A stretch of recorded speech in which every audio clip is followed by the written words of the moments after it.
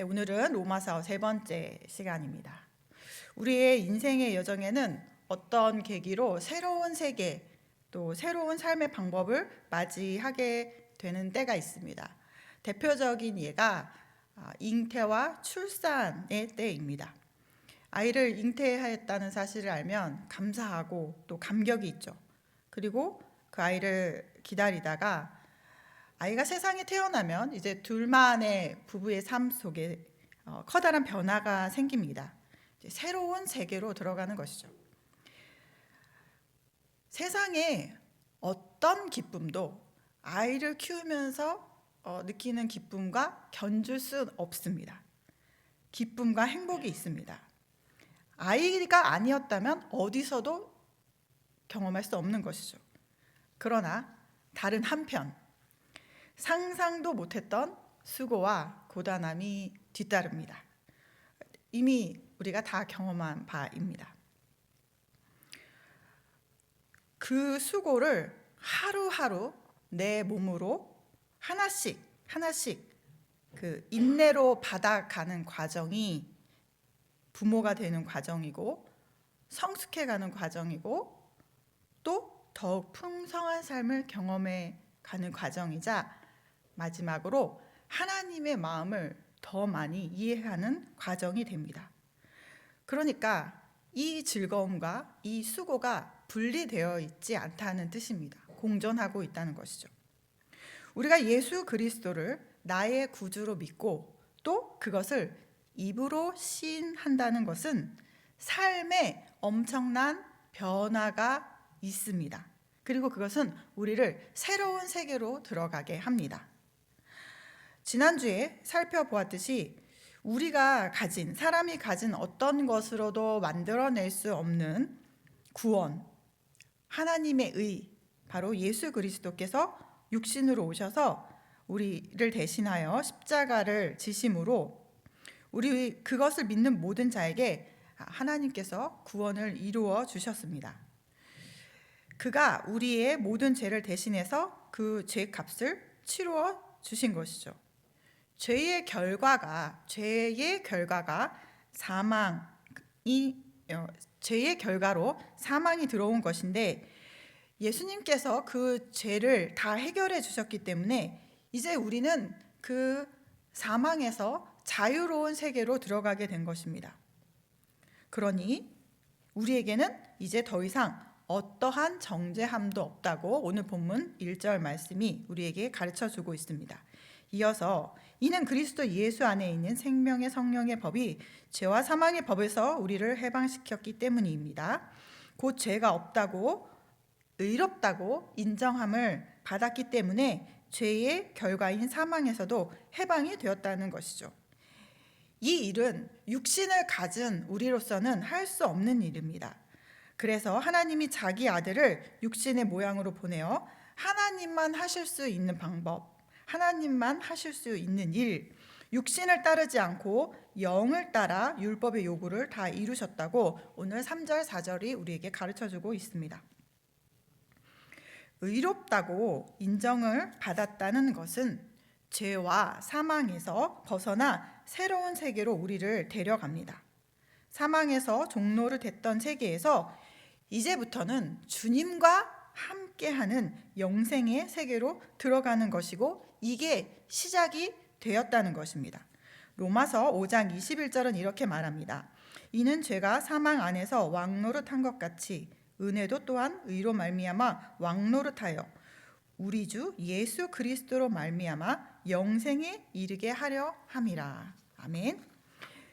영생에 이르는 삶이 이제 우리에게 펼쳐져 있는데요. 그런데 오늘 본문의 5절에서 11절까지는 그 육신에 속한 법과 영에 속한 법에 대해서 비교해서 우리에게 다시 한번 가르쳐 주고 있습니다. 5절에 보시면 육신을 따르는 자는 육신의 일을 생각하고 영을 따르는 자는 영의 일을 생각한다고 되어 있습니다. 또 육신의 생각은 사망이요 영의 생각은 생명과 평안입니다 라고 우리에게 가르칩니다. 육신의 생각은 하나님과 원수가 되고 또 하나님의 법에 굴복하지 아니할 뿐 아니라 할 수도 없습니다. 육신에 있는 자들은 하나님을 기쁘시게 할 수 없습니다. 그러나 만일 우리가 우리 안에 하나님의 영이 거하시면 우리가 육신에 있지 아니하고 영에 있다고 우리에게 말씀하시면서 누구든지 그리스도의 영이 없으면 그리스도의 사람이 아니라고 말씀합니다. 또 그리스도께서 우리 안에 계시면 몸은 죄로 말미암아 죽은 것이나 영은 의로 말미암아 살아 있는 것이라고 말씀합니다. 그리고 이제 어떻게 살아야 하는지에 대해서 12절, 13절을 가르쳐 주고 있습니다. 그러므로 형제들아 우리가 빚진 자로되 육신에게 져서 육신대로 살 것이 아니니라. 너희가 육신대로 살면 반드시 죽을 것이로되 영으로서 몸의 행실을 죽이면 살리니. 육신대로 사는 것과 영으로 사는 것을 비교하면서 영으로 살려면 몸의 행실을 죽이면서 살아야 된다고 가르쳐주고 있습니다. 자, 우리에게 어떤 인식과 의지를 요청하고 있다는 것이죠. 그러니까 영으로 사는 것이 자연스럽게 아무 힘도 들이지 않고 되는 일이 아니라는 것을 알 수 있습니다. 우리도 우리의 일상에서 이를 경험하게 됩니다. 아이가 부부만 있던 두 사람만 살던 곳에 이제 아이가 생기면 부부에서 부모가 되어가는 과정에 새로운 인식과 의지가 필요합니다. 그 아이를 위해 내가 어떻게 해야 되는 것과 이 아이를 생각하는 마음이 늘 우리 안에 있다는 것이죠. 같은 원리입니다. 그런데 이런 인식과 의지가 필요한 이유가 부모여도 필요한데 하물며 예수 그리스도를 우리가 받고 의롭다고 인정함을 받은 여기서 우리에게 필요한 그 인식과 의지는 단순히 그 부모가 갖는 인식과 의지와는 차원이 다른 부분이 있습니다. 그게 뭐냐면 이제부터 우리의 그 정체성이 되기 때문입니다. 우리가 어떤 존재가 되었는지를 가르쳐 줍니다. 그것이 14절에서부터 16절입니다. 무릇 하나님의 영으로 인도함을 받은 사람은 곧 하나님의 아들이라. 너희는 다시 무서워하는 종의 영을 받지 아니하고 양자의 영을 받았으므로 우리가 아빠, 아버지라고 부르짖느니라. 성령이 친히 우리의 영과 더불어 우리가 하나님의 자녀인 것을 증언하시나니. 아멘. 하나님의 영으로 인도함을 받은 사람은 하나님의 아들인데 우리가 그 양자의 영을 받았으므로 하나님을 아빠, 아버지라고 부를 수 있다는 것이죠. 우리 안에 성령님께서 우리가 하나님의 자녀인 것을 증언하고 있다고 우리에게 말씀이 가르쳐주고 있습니다. 그래서 주님의 나라를 상속받은 하나님의 자녀가 되었다는 뜻입니다. 그리고 마지막 절인 17절로 향해 갑니다.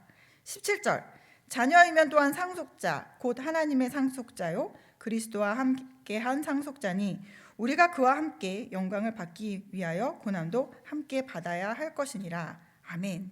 이제 우리의 신분이, 우리의 존재가 어디와 동급을 이루게 되냐면 예수님과 동급을 이루게 됩니다. 그리스도와 함께한 상속자로 우리를 그 반열에, 그 위치에 올려놓았습니다.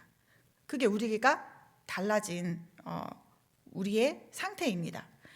그래서 그와 함께 받을 영광이 있기 때문에, 그 주의 나라를 받을 상속자여서 그와 함께 받을 영광이 있기 때문에 고난도 기꺼이 함께 받을 가치가 있다고 하는 것을 우리에게 가르쳐 주시는 것이죠. 자, 그런데 고난을 생각하면 누구나 이건 좀 이렇게 좀 살짝 비켜갔으면 좋겠는데 하는 것이 우리의 솔직한 심정입니다. 그러나 세상의 원리도 여기서 비껴가지 않습니다. 세상의 원리도 탁월한 선수가 되기 위해서는 인간의 한계에 도전하는 훈련의 과정이 필요합니다. 그걸 거치지 않고서는 훌륭한 선수가 될 수 없습니다. 애를 낳아도 그 자녀를 키워내는 데에 수고가 당연히 뒤따릅니다. 수고뿐만이 아니라요, 마음이 불이 붙는 것과 같은 어려움과 열받음이 그 삶에 있습니다. 세상 살이도 그렇습니다. 그런데 하물며 이 세상의 것으로는 이룰 수 없는 그 그리스도의 영광에 참여하는 상속자의 삶이 되었는데요. 네, 거기요. 부모가 되어가는 과정이 아이를 키우면서 누리는 기쁨과 수고가 각각 따로따로 분리돼서 존재하지 않는 것처럼요, 새로운 세계, 주님의 나라를 상속받은 자로서 예수님과 동급을 이루는 이 영광의 삶을 사는 그 함께 가는 그 길이 고난이 존재하지 않을 수는 없습니다. 하나님의 영으로 인도함을 받은 사람, 곧 하나님의 아들 양자의 영을 받아 하나님을 아빠, 아버지라고 부르는 사람들의 삶은 이제부터 혼자 가지 않고 고독하지 않고 외롭지 않고 그리스도와 함께 가는 삶을 말합니다. 영광 따로 고난 따로가 아니라 영광이든 고난이든 예수 그리스도와 함께 사는 삶입니다. 바로 살아계신 하나님과 함께 오늘을 사는 삶입니다. 의롭다 인정함을 받은 것의 핵심은 오늘 살아계신 하나님과 그 앞에 함께 살 수 있는 존재가 되었다는 사실인 것이죠. 뿐만 아니라 앞으로 상속자, 주의 나라를 이어받을 상속자라는 사실입니다. 영광과 고난에 대해서 생각할 때 저는 떠오르는 인물이 있습니다. 바로 요셉입니다. 그는 형들의 시기와 질투, 미움을 받아서 노예로 팔렸습니다. 그가 10대 후반에 10대 후반에 노예가 돼서 팔려서, 그리고 애굽의 총리가 됐을 때의 나이가 30인데요.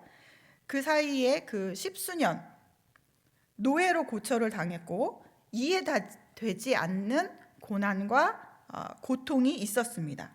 주인의 아내의 거짓 고발에 감옥에 들어가서 죄수가 되었을 때 저는 그가 무슨 생각을 하면서 감옥에서 그 시간을 보냈을까, 이런 생각을 좀 해봤습니다. 자신의 고통과 고난이 무슨 영광을 만들어내는지 그가 알 수 있었을까요? 몰랐을 겁니다.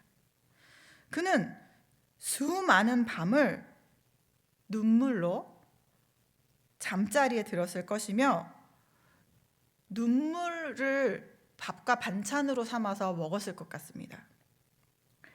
귀한 집 도련님으로 아버지한테 사랑을 받았던 아들이 하루아침에 노예가 되었다는 것은 정말 큰 상처가 아닐 수 없습니다.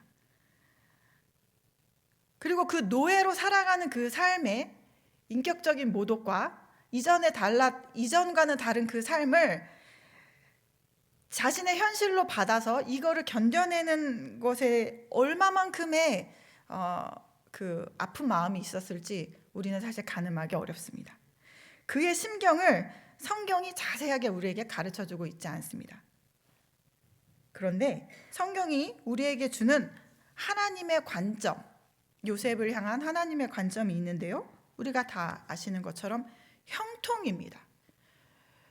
형통했다고 반복해서 요셉에게 대해서 이야기합니다. 창세기 39장 21절에서 23절의 말씀입니다. 여호와께서 요셉과 함께 하시고 그에게 인자를 더하사 간수장에게 은혜를 받게 하시매 간수장이 옥중 제수를 다 요셉의 손에 맡김에 그 재반 사물을 요셉이 처리하고 간수장은 그의 손에 맡긴 것을 무엇이든 살펴보지 아니하였으니 이는 여호와께서 요셉과 함께 하심이라. 여호와께서 그를 범사에 형통하게 하셨더라. 여기 보시면 21절에도 여호와께서 요셉과 함께 하시고라는 말씀이 있고요. 그리고 23절에서도 이는 여호와께서 요셉과 함께 하심이라 라고 말씀하시면서 여호와께서 그를 범사에 형통하게 하셨다고 합니다. 그러니까 형통이라는 말이 잘 되고 좋은 위치에 간 것이 아니라 하나님이 그와 함께 하셨음을 나타내는 것이죠. 이 모든 고통과 고난이 우리 주님이 계획하신 하나님이 함께하는 그 자리에 요셉이 있었다는 것을 나타내주고 있습니다. 요셉의 고난과 고통이 끝나서 총리가 되었다고 우리가 이렇게 딱 보는 관점이 있죠. 근데 진정한 요셉의 영광은 그가 총리가 되었다는 데에 있지 않습니다.